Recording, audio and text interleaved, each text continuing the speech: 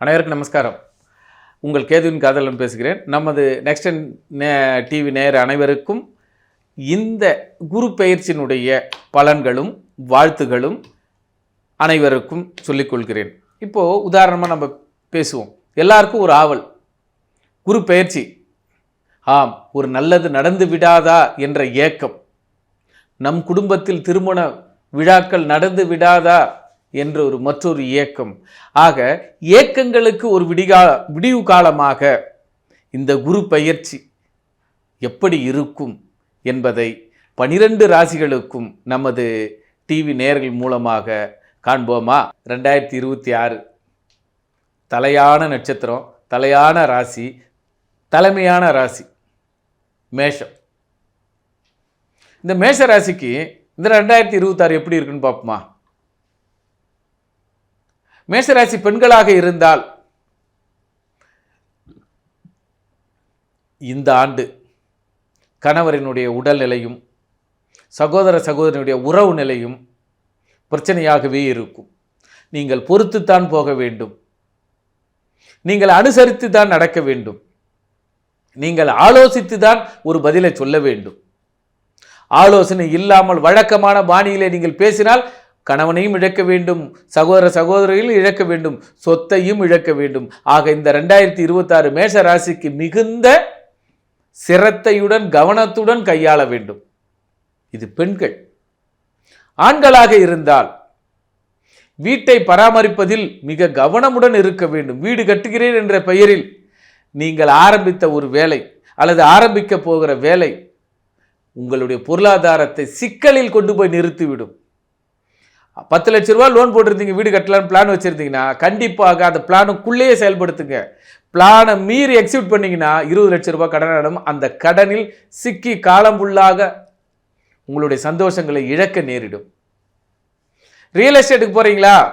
அளவாக போங்க. இந்த இடம் இப்பொழுது நம்ம ரியல் எஸ்டேட் பண்ணால் விற்குமா விற்காத என்பதை தேர்ந்தெடுங்கள்.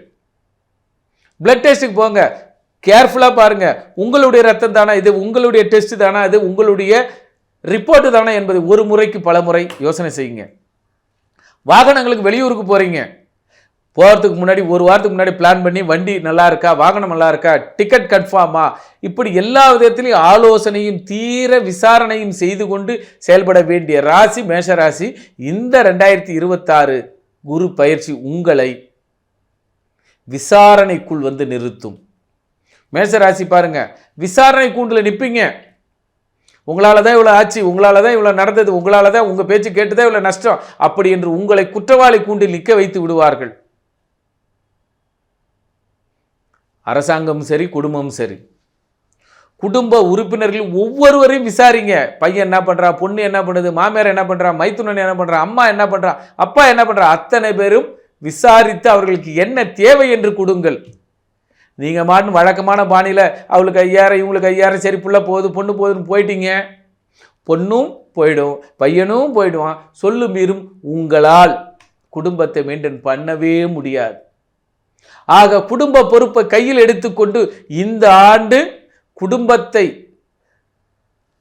சீர்தூக்கி பார்க்க வேண்டிய ராசி மேஷராசி. இருக்கு பிடி, இரும்பு கரம், அப்படி என்று ஒரு கட்டுக்கோப்புக்குள் கொண்டு வர வேண்டும். ஏனென்றால் மேஷ ராசி அதிபதியாகிய செவ்வாய் கடக ராசியில் நீசப்படுகிறார். குழந்தைகள் அங்கு உச்சப்படுகிறது. உங்கள் சொல் பேச்சு கேட்காமலோ அல்லது குடும்பத்தினுடைய கட்டமைப்பு out of control for family என்ற நிலைமையில் கைமீறி போய்விட்டு வருத்தப்பட்டு பலன் இல்லை. ஆக வருத்தம் அடைவதற்கு முன்னால் கேர்ஃபுல்லாக இருக்க வேண்டிய ராசி 2026 மேஷம்.